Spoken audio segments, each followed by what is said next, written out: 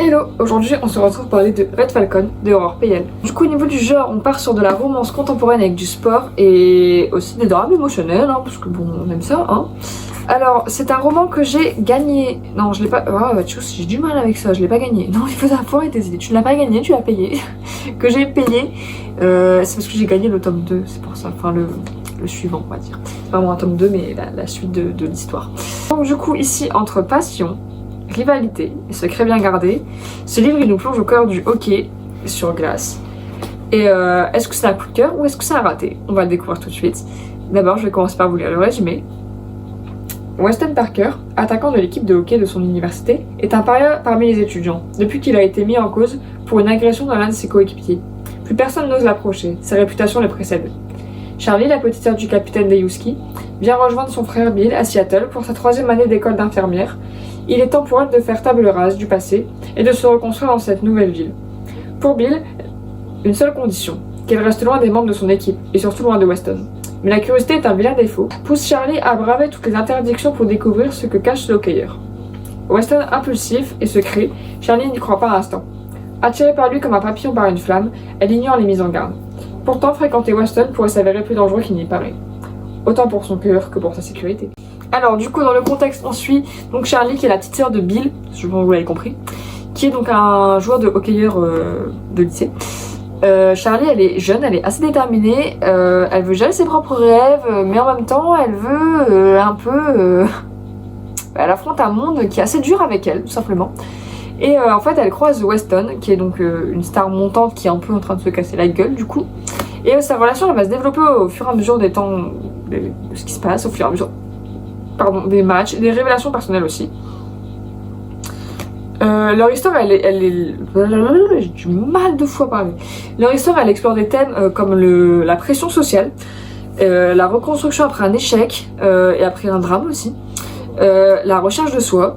Au niveau des personnages principaux, Charlie, elle est ambitieuse, elle est forte, elle est en quête d'identité.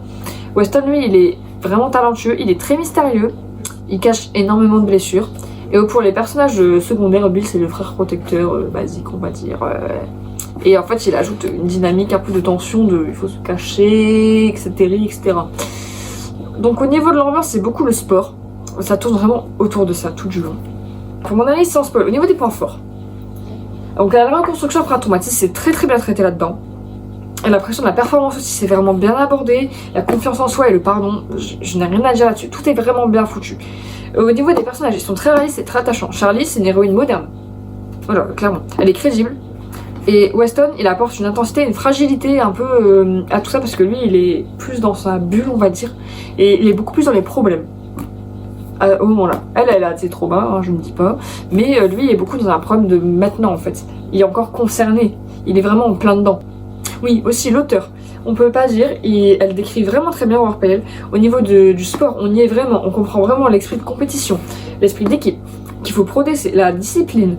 En fait, tout ce qui est nécessaire pour exceller dans ces sports-là. En haut niveau, franchement, c'est vraiment très bien fait. On est vraiment très bien immergé. Le style d'écriture, c'est fluide. Les pages, ils sont vivants. Les dialogues, c'est fluide, c'est vivant. Les descriptions sont immersives. L'intensité au niveau des émotions elle est vraiment bien dosée, donc franchement, à ce niveau-là, j'ai vraiment rien à dire. C'est pareil pour les personnages secondaires. Ils sont quand même vachement marquants, comme Bill, il est quand même vachement protecteur, même envahissant, on va pas le dire. Et en fait, il ajoute des conflits familiaux qui rendent l'histoire aussi intéressante. Par contre, pour les points faibles, c'est un peu cliché du bad boy qui a le cœur brisé, la fille elle est ambitieuse, enfin voilà. C'est assez prévisible, mais c'est bien fait. Donc ça me gêne pas tant que ça. Et après il y a des moments qui sont un peu prévisibles au niveau des conflits, tu comprends un peu d'avance, mais bon en vrai c'est pas gênant. En vrai c'est vraiment pas gênant parce que le reste est tellement bien fait, ça reste efficace. Donc bon. Alors au niveau de la partie spoil, le secret de Weston. Enfin le secret, c'est pas vraiment un secret mais. C'est un secret. Franchement je m'y attendais pas. J'avais pas deviné. Et pareil avec la confrontation avec Charlie par rapport au secret. J'ai bien aimé. Franchement, ça donne un moment vraiment très intense, très bouleversant. C'est immersif de fou. Le match qui est décisif, le fait qu'il doit prouver qu'il est prêt à affronter ses peurs, à se battre pour ce qu'il veut, que non, en fait, c'est pas juste des mecs qui se foutent de sa gueule et qui. Enfin, pas qui se foutent de sa gueule, mais qui l'harcèlent et qui essaient de le faire tomber, qui va le faire tomber, justement. La scène de réconciliation avec Bill et Weston, elle est trop touchante. Moi, ça m'a donné vraiment des frissons. J'étais trop contente pour eux, alors que je les connais pas. Enfin, voilà. Donc, pour conclure, avec mon avis personnel au niveau des points forts, les personnages sont vraiment bien développés. C'est très fluide, c'est romantique, c'est captivant. Franchement, j'ai aucun truc à dire. Vraiment, les points faibles que j'ai, c'est que c'est un peu prévisible et c'est un peu cliché. Mais bon, vraiment, dans l'ensemble, j'ai vraiment bien aimé ma lecture. Ça m'a vraiment fait kiffer. Donc franchement, si t'as d'autres recommandations de livres à me faire dans le même style, n'hésite pas, ça me ferait très plaisir. Si jamais tu l'as lu, n'hésite pas à me dire vraiment, genre toi, qu'est-ce que t'en as pensé? Est-ce que t'as bien aimé? Est-ce que t'as pas aimé? Pourquoi t'aurais bien aimé? Pourquoi tu n'aurais pas aimé?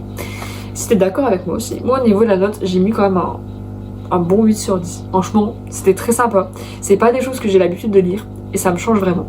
En tout cas, cette vidéo touche à sa fin. Je vais juste faire ma petite propagande, comme d'habitude.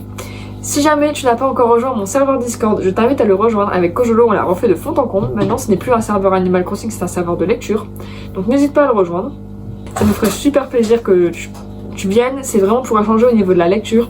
On a adapté en fonction des genres littéraires que tu apprécies. Tu peux choisir pour avoir les salons qui sont débloqués. Ça évite d'avoir une pollution de salons qui ne t'intéresse pas. Au plus on sera nombreux, au plus ce sera facile de mettre des choses en place. On aimerait beaucoup faire des lectures communes, des défis, des concours. Donc franchement, n'hésite pas à rejoindre, ça nous ferait super plaisir.